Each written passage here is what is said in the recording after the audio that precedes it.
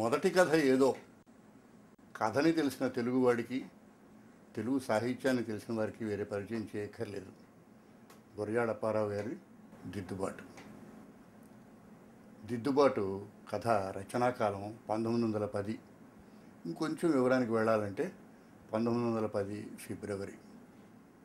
నిజానికి ఇది సర్కారు వాళ్ళు నాటిన మైలురాయి లాంటిది. దీనికి చిన్న పాఠాంతరం కూడా ఉంది. న్యాయంగా చెప్పాలంటే తెలుగు కథ అంతకు ముందు 10 ఏళ్ల కిందటే పుట్టింది. కిందటి శతాబ్దపు తొలి రోజుల్లో, ఇంకా ఆ ముందు శతాబ్దపు మలి రోజుల్లో, అంటే 1898 1904 మధ్య ఒక స్త్రీ మొదటి తెలుగు కథను రాసింది. ఆవిడ బండారు అచ్చమాంబ గారు. మొదటి కథ పేరు గుణవతి యగు స్త్రీ. దానిలో ఒక వాక్యం చదివితే 2011 నాటి ప్రేక్షకులకు ఆశ్చర్యం కలుగుతుంది. ఆ కథలో ఆవిడ అంటుంది, నేను పెండ్లాడిన భార్యని కానీ దాసిని కాను, వివాహం ఆడుట వలన భర్తకు దాసి అవుదునానేమి అంటుంది. చాలా విచిత్రమైన స్వతంత్ర పోకడ 111 సంవత్సరాల కింద జరిగిందని మనం గర్వపడవచ్చు. 1944 నాడు, ఆ రోజుల్లో తెలంగాణ పత్రిక అనే పత్రిక నడిచేది. ఆ పత్రికలో కొమర్రాజు లక్ష్మణరావు గారి గురించి, వారి జయంతి సందర్భంగా ఒక అద్భుతమైన ప్రత్యేక సంచికను వేస్తూ దానిలో అచ్చమాంబ గారి గురించి కూడా పేర్కొన్నారు.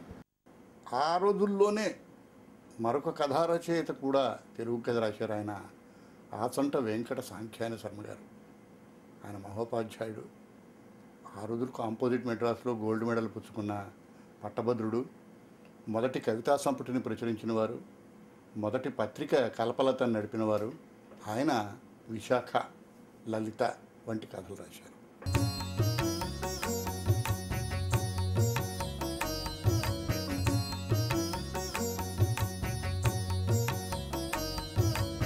తెలుగులో మొదటి కథగా పెద్దలు ఏర్పరిచిన మైలురాయిని కదిపే కరణీకం చేయడం నా ఉద్దేశం కాదు. కానీ గురజాడ అప్పారావు గారి కథ దగ్గరికి వచ్చే ముందు, గురజాడ అప్పారావు గారి దగ్గరికి వస్తే, గురజాడ అప్పారావు గారు 53 సంవత్సరాలు మాత్రమే జీవించారు. నా అదృష్టం ఏంటంటే వారి డైరీలను పరిష్కరించే అవకాశం నాకు దక్కింది.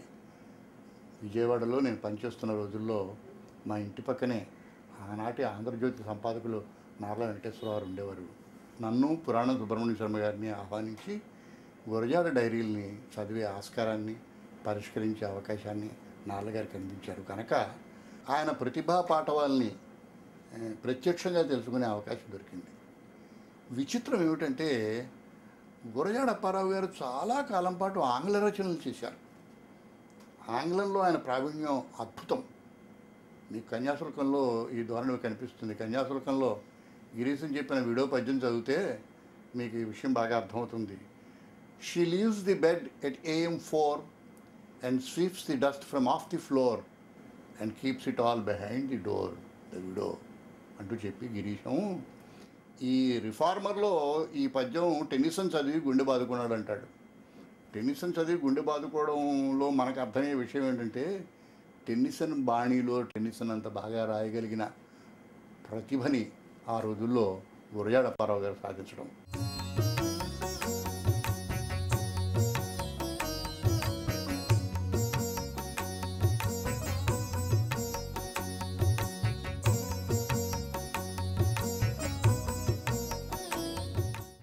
గురజాడ అప్పారావు గారికి అబ్బాయి రామదాస్ గారు, గురజాడ అప్పారావు గారి మనవరు గురజాడ అప్పారావు గారు. నాకు విజయనగరంలో ఉన్న సాంస్కృతిక సంస్థ అన్నీ కలిపి గురజాడ సమాఖ్య ద్వారా అవార్డు ప్రతి సంవత్సరం ఇస్తున్న ఒక సాంప్రదాయం ఉంది. ఆ సాంప్రదాయంలో నాకు ఇచ్చినప్పుడు గురజాడ అప్పారావు గారు, అంటే గురజాడ అప్పారావు గారు మనవడు వచ్చి నాకు పూలదండ వేయడం అన్నది మరపురాని మధురమైన జ్ఞాపకం. అయితే ఆయన ఇప్పుడు లేరు. ఆయన కొడుకు, అంటే గురజాడ అప్పారావు గారి మునిమనవుడు వెంకటేశ్వర ప్రసాద్ ఉన్నాడు. ఆ వెంకటేశ్వర ప్రసాద్ గారి గొంతులో గురజాడ అప్పారావు గారి, అంటే వారి ముత్తాత గారి దిద్దుబాటు కథానిక యొక్క కొంత భాగాన్ని ప్రస్తుతం విందాం. తలుపు తెరవబడలేదు. ఒక నిమిషం అతడు ఊరుకొనెను. గదిలోని గడియారం టింగుమని 1 గంట కొట్టినది. ఎంత ఆలస్యం చేస్తేనే బుద్ధి గడ్డి తిన్నది. రేపటి నుంచి జాగ్రత్తగా ఉంటాను. యాంటీ నాచల్లా పోయి సానిదాని పాట సరదాలా మనసు లగ్నమైపోయింది. ఒక్క పాట సరదాతో కుదరలేదు. మనిషి మీద కూడా సరదా పరిగెత్తుతుంది. లేకుంటే పోకిరీ మనిషి వలె పాట ముగిసిన దాకా కూర్చోవడం ఏమిటి? ఏదో ఒక అవకాశం కలుగు చేసుకుని దానితో 4 మాటలు ఆడటపు ఆసక్తి ఏమి? ఇదిగో లెంపలు వాయించుకుంటున్నాను. రేపటి నుంచి మరి పాటకు వెళ్ళను. నిశ్చయం. గట్టిగా పిలిచితే కమల్ని లేవగలదు.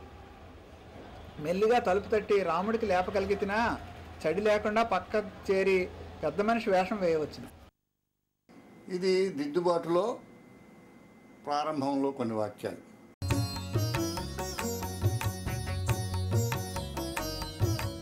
కథలో 3 పాత్రలు ఉన్నాయి. ఒకటి ఇంటి యజమాని గోపాలరావు, రెండవ పాత్ర నౌకరు రాముడు. ఈ కథంతా ఒక పాత్ర చుట్టూ తిరుగుతుంది. ఆ పాత్ర ఆ ఇంటి ఆవిడ కోమలిని. ఈ కోమలిని అనే పాత్ర ఒక్క మాట కూడా మాట్లాడదు. ఒక ఉత్తరం మాత్రం రాసింది. చివరిలో ఈ పాత్ర యొక్క నవ్వుని మాత్రమే మనకి రచయిత వినిపించాడు. అయితే ఆవిడ గురించే ఈ కథ అంతా జరుగుతుంది. గోపాలరావు గారు ఓ సాయందాని పాటకి ఆకర్షితుడయ్యాడు, ఆవిడ మాటకి ఆకర్షితుడయ్యాడు, ఆమె సౌందర్యానికి ఆకర్షితుడయ్యాడు. సరే, ఆ వేశ్య దగ్గరికి ఆవిడ పాట వినడానికి, ఆవిడ సౌందర్యానికి ఆకర్షితుడైన ఇంటి యజమాని అప్పుడే 10 రోజులు బట్టి వెళుతున్నాడు. అర్ధరాత్రి ఆలస్యంగా ఇంటికి వస్తున్నాడు. మన కథ ప్రారంభించే నాటికి రాత్రి 1 గంటకి ఇంటికి వచ్చాడు. తలుపు కొట్టాడు. ఇక్కడ దిద్దుబాటు అనే కథ ప్రారంభమైంది. తెలుగు సాహిత్యంలో మొదటి వాక్యం తలుపు అన్న గోపాలరావు గారి పిలుపు. తలుపు తెరుచుకుంది. లోపల ఎవరూ కనిపించలేదు. భార్య కనిపించలేదు. అటు ఇటు వెతికాడు. కంగారు పడ్డాడు. అగ్గిపుల్ల వెలిగించాడు. అగ్గిపుల్ల చేతిలో వెలుగుతోంది కానీ భార్య కనిపించలేదు. చేతిలో అగ్గిపుల్ల ఆరిపోయింది. గురజాడ అప్పారావు గారి కవి మర్చిపోవద్దు. అక్కడ మంచి తమాషైన కవిత రాశాడు. గదిని అతని మనస్సుని కూడా చీకటి కమ్మెను అంటారు కవి గారు. సరే, నౌకరు రాముడిని పిలిచారు. చిన్న చతురోక్తి. గురజాడ అప్పారావు గారు పెట్టింది పేరు చతురోక్తికి. మీ అమ్మేదిరా అని అడిగాడు. అమ్మేదిరా అడగగానే ఈ సమాధానం చూడండి. మా అమ్మ ఇంటనున్నది బాబు అన్నట్టుగా రాముడు రాశాడు. పెళ్ళం కనిపించలేదు. పెళ్ళం ఉత్తరం ఒకటి మంచం మీద కనిపించింది. మొగుడిని మొదటిసారిగా ప్రియా అని పిలవలేదు. అయ్యా అంది. రోజు మీతో అబద్ధాలు చెప్పించుకోవడం ఎందుకు? మీరు ఎక్కడికి వెళ్ళి వస్తున్నారో ఏం చెప్తున్నారో నాకు అర్థమవుతుంది. అబద్ధాలు చెప్పే ప్రమాదం నుంచి మిమ్మల్ని రక్షించడానికి ఒక మార్గం అనుకున్నాను. నేను మా ఇంటికి వెళ్ళిపోతున్నాను. ఇంకా మీ ఇష్టం వచ్చినట్టు మీరు జీవితం గడపచ్చు అన్నట్టుగా రాసింది. గోపాలరావు పశ్చాత్తాపడ్డాడు. చూడండి, ఉత్తరం చదివాడు, పెళ్ళాం కనిపించలేదు. పెళ్ళాం ఉత్తరం చదివిన వెంటనే పశ్చాత్తాపడ్డాడు. సృష్టిలో కల్లా ఉత్కృష్టమైన వస్తువు విద్య నేర్చిన స్త్రీయే, ఇంగ్లీష్ వర్డ్ బెటర్ హాఫ్ అంటున్నాడు పాత్ర గోపాలరావు. అంటే రాముడు రెచ్చగొడుతున్నాడు అయ్యగారిని. ఆడదాయి చెప్పకుండా పుట్టినారింటికి వెళ్తా ఉంటే లెంపలాయించి కూకోబెట్టాలి కానీ మా గొర్రెలాగా రాతలు కోతలు మప్పితే గుడ్డోరం పుట్టదా బాబు అన్నాడు. మనకి తెలుసు కథంతా చదివాం కనుక మంచం కిందనే ఉంది ఇల్లాలు. అమ్మగారికి తెలిసేటట్టుగా నౌకరి గారు మాట్లాడుతున్నాడు. అంటే భర్తని, ఆ యజమాని గారిని రెచ్చగొడుతున్నాడు. యజమాని అప్పటికే పశ్చాత్తాపంలో పడ్డాడు. చదువుకున్న ఆడపిల్ల యొక్క ఉపయోగం ఏమిటో రేపు చదువుకుంటున్న నీ కూతురు చదువుకున్న తర్వాత నీకు తెలుస్తుందిరా అని నౌకర్ని మందలించాడు. అంటే పశ్చాత్తాపడే దశలోనే ఆయన తప్పుటడుగు ఉంది కానీ పూర్తిగా దారి తప్పలేదు అన్న విషయాన్ని రచయిత ఆ దశలో సూచించాడు. సో నౌకరికి ఏం చెప్పాడు? నువ్వు వెళ్ళి అమ్మగారితో చెప్పు, పంతులు గారికి బుద్ధి వచ్చింది, ఇంకెప్పుడు పొరపాటు పనులు చేయడు, రాత్రులు ఇల్లు కదలరు, ఇది ఖరారు, మిమ్మల్ని గడ్డం పట్టుకుని బతిమాలుతున్నా అని చెప్పమని పంపించాడు. ఈ విషయాన్ని నౌకరికి యజమాని చెప్తున్నాడు. యజమానురాలు మంచం కింద ఉంది. ఆ విషయం మనకి తెలియబోతోంది. ఇంతవరకు చిన్న సస్పెన్స్, కానీ పాత్రలకు తెలుసు. రాముడు అంటాడు, అలాగే చెప్తాను బాబు అంటూ ఒక అద్భుతమైన డైలాగు గురజాడ అప్పారావు గారి ధోరణిలో, కన్యాశుల్కంలో పొట్టుగిరా పంతులు నౌకరు మాట్లాడుతున్నట్టుగా అనిపిస్తుంది. అలాంటి వాడికి వింటూ ఉంటే మాట అంటాడు. ఏం చెప్తావురా అని అడిగితే గోపాలరావు అంటాడు, అదంతా నాకేం తెలదు బాబు. నానంతాను అమ్మ, నా మాట వినుకోండి. కాలం గడిపినోన్ని ఆడారు యజమాని చెప్పినట్టల్లా ఇని పల్లకుండాలి. లేకుంటే మా పెద్ద పంతుల్లాగా అయ్యగారు సాన్నమ్మను ఉంచుకుంటారు. మీ చెవిలో మాట పట్టణంలోకి బంగారమ్మలాంటి సాన్నమ్మ వచ్చింది. మరి పంతులు మన మనసులో లేదు, ఆ పైన మీ చెత్తాం అంటాను అంటాడు. ఇదంతా కింద యజమానురాలు వింటోంది. గోపాలరావు కొట్టడానికి చెయ్యెత్తాడు. రాముడు పారిపోయాడు. కింద నుంచి కిసుక్కుమని అమృత నిశ్చందినిలాగా హీరోయిన్ నవ్వింది. కథ అయిపోయింది. గోపాలరావు చెడినవాడు కాదు, చెడిపోలేదు, తప్పుటడుగు వేయలేదు, తప్పటడుగు మాత్రం వేశాడు. భార్య ఆల్రెడీ ఈ పని పూనుకునేటప్పటికే ఎంతో కొంత కన్విన్స్ అయింది. ఈ కథ కేవలం దిద్దుబాటు, చెప్పుదెబ్బ కాదు, సంస్కరణ కాదు, పరివర్తన కాదు, కనువిప్పు కాదు, చిన్న దిద్దుబాటు. 100 ఏళ్ల కిందటి ఒక భార్యాభర్తల మధ్య ఉన్న నాజూకైన బాంధవ్యం, వాళ్ళ మధ్య ఇంకా దూరం కాని చిన్న అవగాహన, ఒకరినొకరు గౌరవించుకునే ఒద్దిక, ఎంతో కొంత సంస్కరించుకుంటే దారికి వచ్చే భార్యాభర్తల మధ్య అనుబంధం, ఇన్నిటినీ ఆ రోజుల్లో మొదటి కథలోనే ఒక మహారచయిత ప్రవేశపెట్టాడు. దిద్దుబాటు ఎలా మొదలెట్టారో చూడండి అప్పారావు గారు. వెర్రి సంఖ్యలను, అంతకు వెర్రి సమాధానంలోనూ మనసును పుట్టుచూ గిట్టుచూ వ్యాకులత కలగజేశాను. ఇది ఆ కథలో వాక్యం.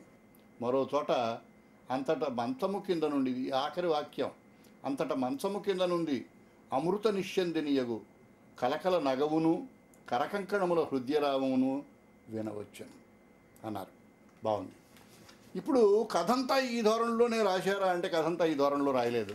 కథ ప్రారంభంలో కథానాయకుడు అంటే గోపాలరావు రాముడు వీపు మీద 2 వీషగుద్దులు వేసినప్పుడు రాముడు పాత్ర అంటుంది, చంపివేస్తిరే బాబు, చంపివేస్తిరి బాబు అనెను అని రాశారు అప్పారావు గారు. మరి నేలను కూలబడెను అని రాశాడు ఆయన. న్యాయంగా కథలో చివర రాముడు భాషను సానపెట్టిన ఈ రచయిత అదే ధోరణిలో ముందుగా కథలో కూడా మాట్లాడాలంటే ఏం మాట్లాడి ఉండాలి? చంపేశారు బాబు అనాలి, చచ్చిపోయాను బాబో అని అనాలి. 4 పేజీల కథని 2 విడతల్లో రాశారా? పాత్రల యూనిటీస్లో ఎందుకు తేడా వచ్చింది? వ్యవహారిక భాష మనసులో ఇవాల్వ్ అవుతున్న ఒక మహారచయిత రచనలో 4 పేజీల్లో 2 ధోరణులు ఎందుకు కనిపించాయి అన్న చిన్న ఆలోచన వస్తుంది. గురజాడ అప్పారావు గారు జీవితాన్ని కళ్ళారా చూశాడు, జీవలక్షణాన్ని ఆపోషణ పెట్టాడు, తనదైన జీవుని వేదన్ని పరిచాడు. 4 పేజీల తెలుగు కథకి 100 ఏళ్ల ఆయుష్ పోశాడు. అది గురజాడ అప్పారావు గారి దిద్దుబాటు.